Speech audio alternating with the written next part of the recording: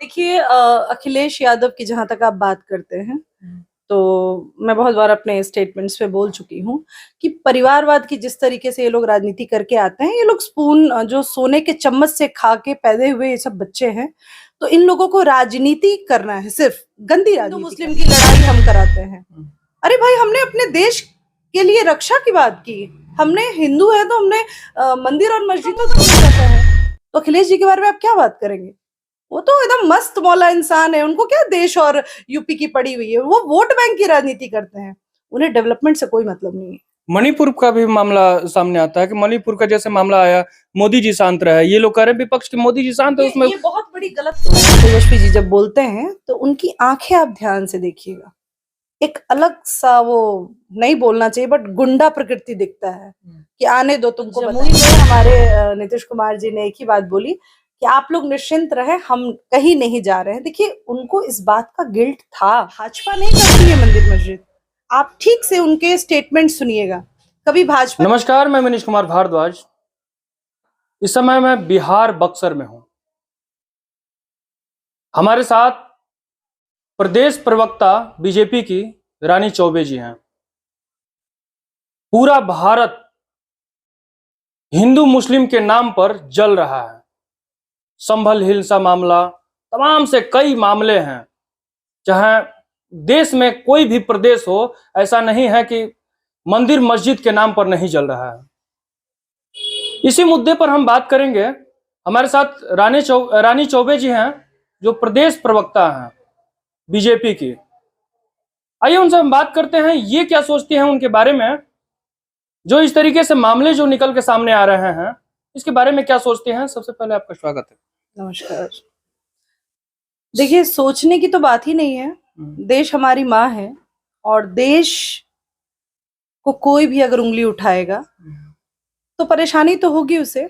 और कहीं ना कहीं वैसे लोगों की मानसिकता जो अपोजिशंस में है, कम से कम हमारी मानसिकता वैसी नहीं है कि विदेश में जाके अपने देश का अपमान करना, कि विदेश में जाके बताना कि भारत में ऐसी ऐसी चीजें गलतियां हैं, वो झूठ का प्रोपेगेंडा बनाना।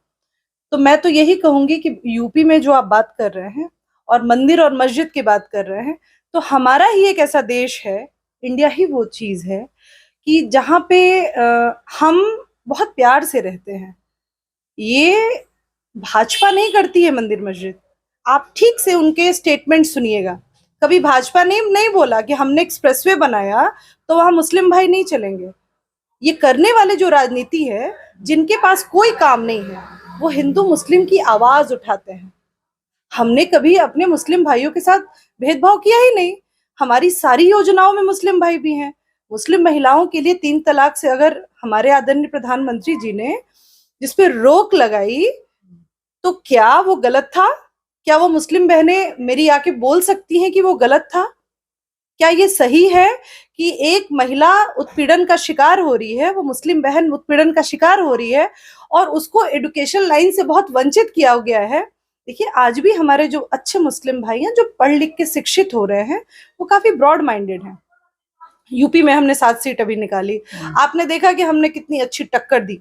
और टक्कर की बात छोड़ दीजिए, पूरा देश आज मोदी में ऐसे नहीं हुआ है। उसमें हमारे मुस्लिमों की भी मेजोरिटी है, मुस्लिम भाई भी हमें वोट देते हैं। ये एक बनाया जा रहा है कि हिंदू मुस्लिम की लड़ाई हम कराते हैं। अरे भाई, हमने अपने देश के लिए रक्षा की बात की। हमने हिंदू है तो हमने मंदिर और मस्जिदों दोनों की रक्षा की बात की। जहां जस्टिस होना चाहिए, हमने जस्टिस की बात की। हमने कभी भी किसी की मस्जिद को नहीं तोड़ा। हमने हिस्ट्री के इतिहास को निकाला और ये तो न्यायालय का विषय है। वहां जो भी हो रहा है यूपी में, वो न्यायालय का विषय है। वहां पे हमारे को लोगों ने जाके नहीं मारा पीटा या कुछ किया। वो जांच होगी और उसमें जो भी आदमी पकड़ा जाएगा उसे सजा होगी। लेकिन जिस तरीके से वीडियो सामने आ रहे हैं, जैसे अखिलेश यादव भी ट्वीट किए थे कि पत्थर लेकर पुलिस वाले खड़े हैं, चाहे बंदूक चला रहे हैं, जिस तरीके से वीडियो जो निकल के सामने आई, इसमें ये कहा जा रहा है कि पुलिस वाले ने ही जैसे ऐसा किया कि 5 लोग मर गए। इस तरीके से इसको दिखाया जाता है। ठीक है, ये मसाला एक बनता है अपोजिशन के लिए, बट जो काम है वो हो रहा है। हम महिलाएं सक्रिय होकर आगे बढ़ रहे हैं। देखिए, अखिलेश यादव की जहां तक आप बात करते हैं तो मैं बहुत बार अपने स्टेटमेंट्स पे बोल चुकी हूँ कि परिवारवाद की जिस तरीके से ये लोग राजनीति करके आते हैं, ये लोग स्पून जो सोने के चम्मच से खा के पैदे हुए ये सब बच्चे हैं।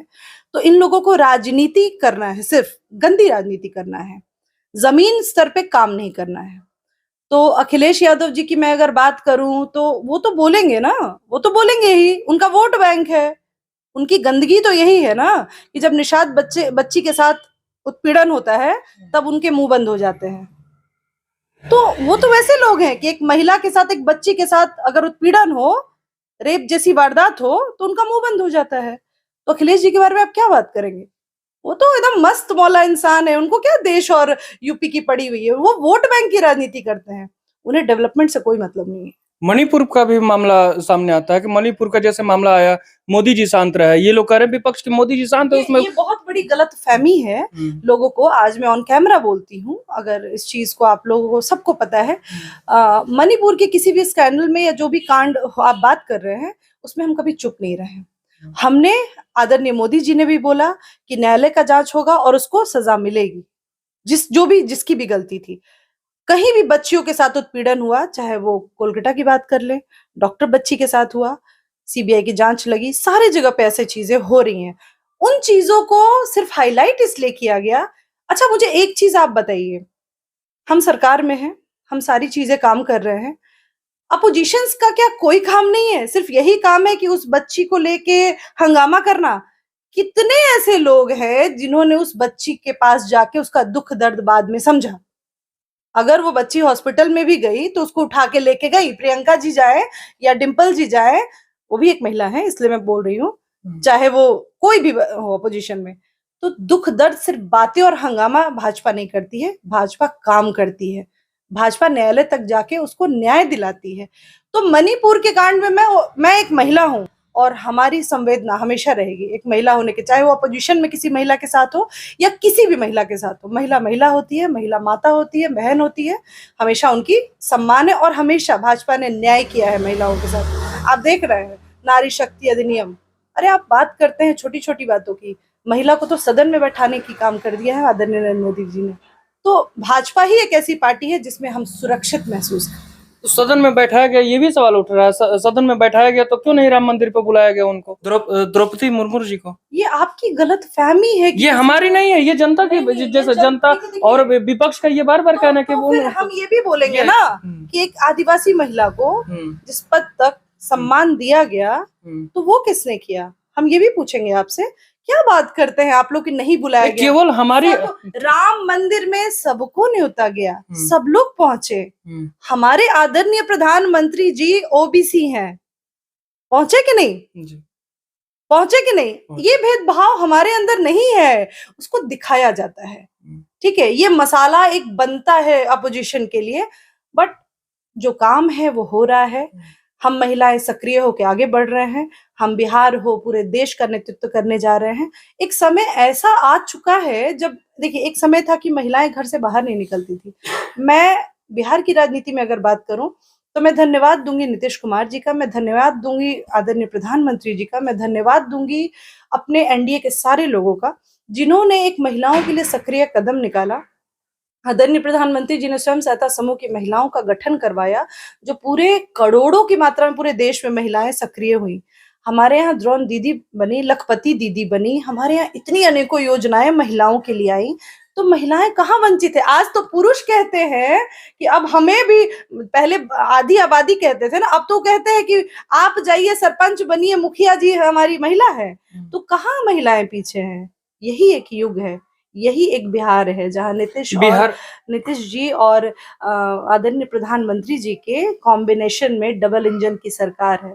आदरणीय नीतीश जी और प्रधानमंत्री जी की ये जब सरकार एनडीए की बनी ना, तब आपने देखा होगा कि जिस तेज गति से बढ़ा है बिहार, और आप भी आ रहे हैं इसी चमचमाती हुई रोड से, बिहटा एयरपोर्ट बनने जा रहा है, एक्सप्रेसवे बनने जा रहा है, और 4 लेन्स पे जब आप चल के आ रहे होंगे तो मैं हर बार कहती हूँ कि बक्सर में हमें भी याद है वो 90 का दशक, जब हम आने से कतराते थे, 6 बजे के बाद हम चल नहीं पाते थे इस गलियों में, हमें डर रहता था। कि छीन छपाट हो जाएगा, चोरी हो जाएगी, बच्चियों के साथ उत्पीड़न है। बहुत सारे ऐसे स्कैंडल्स हुए हैं बिहार में जिनको लेके पूरा बिहार वासी बच्चियों को लेके डरता था। जल्दी शादी कर दो, 14-15 साल में शादी कर दो, नहीं तो बच्ची की इज्जत लुट जाएगी, कहा जाता था। देखिए ये चीजें ऑन कैमरा में बात कर रही हूँ, उस समय हम सुनते थे अगल बगल। हम लोग थोड़े से संपन्न थे, इसलिए हमें थोड़ा प्रोटेक्शन ज्यादा मिला, हम गाड़ी में थे, गाड़ी में बैठ के जाते थे, लेकिन उसी में हमारी जो दोस्त थी, हमारी जो सखिया थी, उनके साथ तो हुआ है ना। तो वो चीजें हम कैसे भूल सकते हैं। आज वही बिहार है कि मैं 12 बजे रात में यहाँ से निकलती हूँ, पटना पहुंचती हूँ, सुबह 10 बजे भी यहाँ आ जाती हूँ, कभी कभी ऐसा भी होता है। तो ये वही बिहार है जिसकी कल्पना भी हमने नहीं की थी। बिहार अच्छा, बहुत आगे बिहार की बात की जाए, जैसे चुनाव में जिस तरीके से उथल पुथल हुआ, सरकार बदली और पलटू चाचा भी है, नीतीश जी को कहने लगे, तमाम से विपक्ष पार्टियां लगातार ये नाम एक उनका एक अलग नाम दे दिया गया। इस बार बिहार में फिर खेला होगा, क्योंकि खेला हो बे लगातार ये कहा जाता है। देखिए खेला वगैरह कुछ नहीं होता है, खेला वगैरह होता ही नहीं है। आदरणीय नीतीश कुमार जी ही एक ऐसे नेता हैं जिनको सच में काम के लिए तो माना जाता है कि उन्होंने एक 90 का जो दशक था, जो लालू जी का दशक था, जिसको बहुत उत्पीड़न था, बहुत क्राइम था, मतलब गंदगी से वो भरा हुआ समय था। अफसोस हम लोग भी उस टाइम ही जन्म लिए, तो हम लोगों ने देखा। जो बच्चों, आज के जो बच्चे हैं जिन्होंने नहीं देखा, उनको इतिहास में जाके जानना चाहिए कि बच्चियों के लिए कितना उत्पीड़न था, कितने आईएएस थे जिनको उठा बैठी करना पड़ता था। तो वही लालू जी थे। आज वही बिहार है जिसको नीतीश जी और एनडीए की सरकार ने संवारा है। तो पलटू की बात जो आप करते हैं, मैं हमेशा सुनती नहीं, हम केवल हम नहीं, नहीं अभी देखिए बहुत चीजें जैसे हाँ ठीक है, इट्स ओके। तो मैं आपको बस इतना ही बताऊंगी कि आदरणीय नीतीश कुमार जी ने हर बार अपने मंच से कहा, मैं भी अभी जमुई गई हुई थी, तो जमुई में हमारे नीतीश कुमार जी ने एक ही बात बोली कि आप लोग निश्चिंत रहे, हम कहीं नहीं जा रहे हैं। देखिए उनको इस बात का गिल्ट था, जब वो गए तो कहीं ना कहीं, मतलब एक्चुअली क्या है कि राजद जो माइंड है ना, वो कंप्लीट आज भी जब आप देखेंगे विधानसभा में, तो तेजस्वी जी जब बोलते हैं तो उनकी आंखें आप ध्यान से देखिएगा, एक अलग सा, वो नहीं बोलना चाहिए बट गुंडा प्रकृति दिखता है कि आने दो तुमको बताएंगे। उनके स्टेटमेंट्स भी बहुत बार रहे हैं, उनके भाई के भी स्टेटमेंट्स रहे हैं। तो कितना भी अगर अपने आप को भेड़िया बन जाए सीधा, ठीक है ना, वो सीधा नहीं रहता है, क्योंकि जन्म से ही उसने क्राइम देखा है। वो सीधा एक मुखौटा ओढ़ के अगर बैठ जाए और नीतीश कुमार जी और आदरणीय प्रधानमंत्री जी नरेंद्र मोदी जी बनना चाहे, तो दिस इज नॉट पॉसिबल। और जनता सब जानती है, जनता को रोटी मिल रही है, जनता को घर मिल रहा है, जनता को नौकरी मिल रही है, जनता की बहु बेटियां सुरक्षित हैं। इससे ज्यादा जनता को मुझे नहीं चाहिए, जिसकी बेटियां सुरक्षित हैं, जिसकी बहुएं सुरक्षित हैं, जिसकी मर्यादा सुरक्षित है इस समाज में, जिसको रोटी कपड़ा मकान मिल रहा है सरकार की तरफ से। मुझे नहीं लगता है कि बिहार अब इससे अच्छी मांग करता था। और आने वाले समय में जिस तरह से चारों तरफ विकास की जो धारा बही है, चाहे वो एजुकेशन हो, आप उठा लीजिए एम्स, अभी दरभंगा भी आपने देखा बिहार की, तो एम्स तो उस समय 2 या 3 गिनते थे ना हम लोग, आज 15-16 से ज्यादा एम्स हो गए, आईएम हो गए, बहुत सारी चीजें हैं जो डेवलपमेंट, बहुत विकास हुआ है। और गांव गांव का रोड बना। तो क्या लालटेन युग से मैं पूछती हूँ, हमेशा पूछती हूँ मैं, कि अगर आपने विकास किया तो हमें इतना रोड क्यों बनाना पड़ा?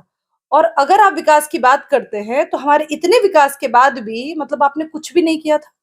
ये हजारों लाखों करोड़ की जो सेंट्रल फंड आ रहे हैं, बिहार सरकार दे रही है, ये सब क्यों जा रहा है? मेट्रो बन रहा है पटना में, आप देखिए, हर एक लेन्स बन रहे हैं, एक्सप्रेसवेज बन रहे हैं, बड़े बड़े इंस्टीट्यूशंस खुल रहे हैं।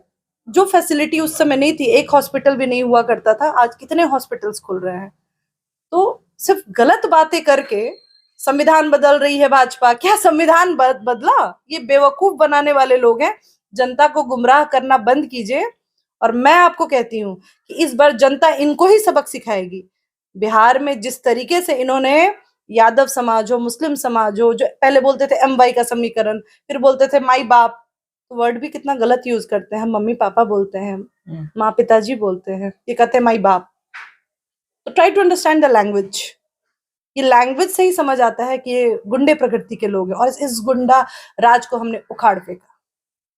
और विधानसभा इस बार दिखाएगा आपको कि हम में क्या बल है, और ये जो एनडीए का कॉम्बिनेशन है ये क्या है। बक्सर के बारे में क्या सोचती हैं? देखिए मैं बक्सर की बेटी हूँ, मैं यहाँ की भगनी भी हूँ, 25 गांव लगभग मेरे अपने रिलेटिव है, मैं यहाँ पली बड़ी, और दर्द है मुझे बक्सर के लिए। जो विकास हुआ है वो सेंट्रल फंड और बिहार सरकार में नीतीश कुमार जी के थ्रू होना शुरू हुआ है।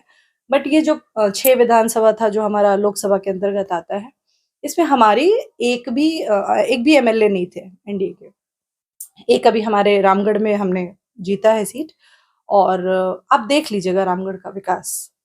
अभी तो उपचुनाव हुआ है तो वो हुआ है, आप देख लीजिएगा।